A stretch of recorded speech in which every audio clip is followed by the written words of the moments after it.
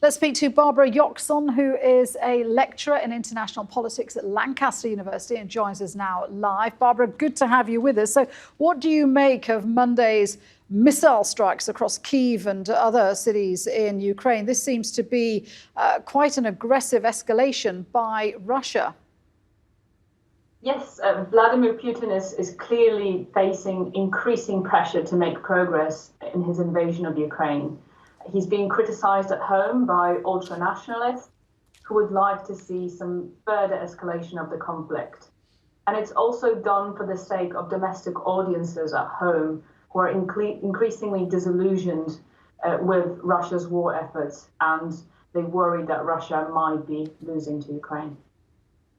We've also been hearing today that the Belarusian president, Alexander Lukashenko, has ordered his troops to deploy with Russian forces. Now, what is that going to mean for Ukraine and for the operation on Ukraine? This is likely to split the Ukrainian forces into separate fronts. At the minute, the Ukrainian forces are fighting in the east of Ukraine and the south of Ukraine, and they have the advantage of being centralized in those areas. Now, if Belarus indeed joins in the conflict, then we will have a new front line opening up in the northeast of the country. That means that the troops that were able to comfortably attack Russian soldiers in the east and the south are now going to be split, and they'll essentially be distracted in a way that really serves Russia, because they'll be able to regroup whilst Ukraine defends its border in the northeast. You talked a moment ago about how Putin is having to play also to the domestic audience. The fact that this key bridge, this bridge between Russian territory and Crimea has been badly damaged in an explosion. How damaging is that for Putin's regime? How embarrassing is it? And is that going to lead him to make more aggressive assaults on Ukraine? Absolutely. It's incredibly humiliating and very damaging. It's a clear sign of weakness of the Putin regime and of the Russian offensive at the minute.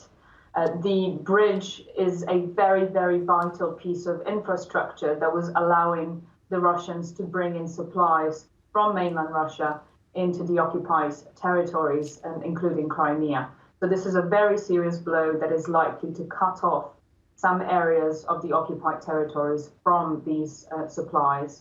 Now, we are likely to see an escalation of the conflict. This is one of the reasons why Belarus is being dragged into it. And that's because Russia needs to show that it is taking decisive action against the Ukrainians. It has to show that it is willing to damage the country, damage the infrastructure, and try to demoralize the Ukrainian population, which has so far been safe from any attacks since June. But it's been such a long, drawn-out conflict now. Russia, no doubt, expected to win this a lot earlier. Instead, Ukraine has made advances. Russia's been forced to mobilize volunteers. Lots of young Russian men have tried to escape, having to volunteer by Russia escaping over the border. Now Belarus has been called in. Do we know if there is any dissent in Russia among the top officials or the top military commanders about Putin's strategy, or does he still have the complete backing of all those people around him?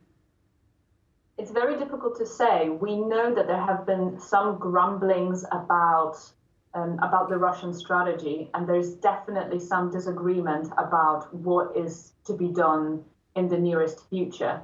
But there is no concerted effort at the minute to remove Putin from power. There is no coalition of actors.